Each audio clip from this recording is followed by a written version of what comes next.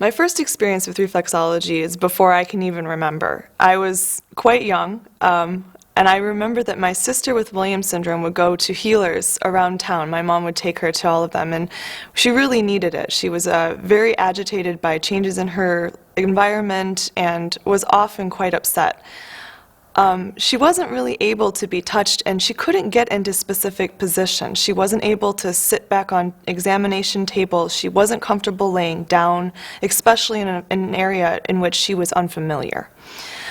When we went to see Barb, I just remember her getting on the floor and positioning herself in a way that my sister could be comfortable throughout the session.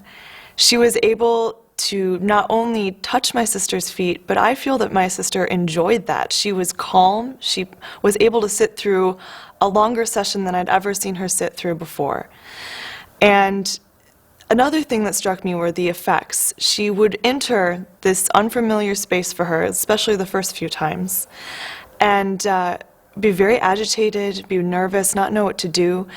And then by the time we left the session, she would be calm, she would be much more responsive, she would be really more a part of our family, and I can't exactly explain the full change that happened, but it was a big one for her.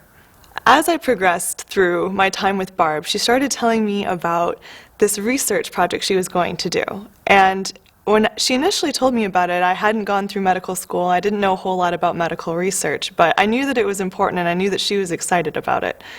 As I went through medical school and I found out what that meant, it made me excited too. What I found in allopathic medicine is one of the few ways that some of these alternative methods reach out to patients is through good research studies that show its safety and effectiveness. I can say that when Barb told me that things were going great in the study, I was excited. And when I finally got to read the study, I was really excited because we did see some good things. Now, like with anything with research, it's just the first step, but it is a good step forward. And I'm really excited to see what will happen next.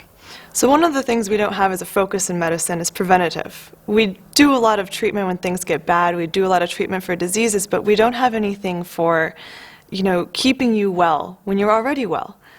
I think reflexology does that for people. I think that anyone who gets a reflexology appointment will feel better and will maintain their health. So I recommend reflexology for anyone looking to relax, looking to maintain their health, or looking to give back to themselves, which is something we don't do often enough.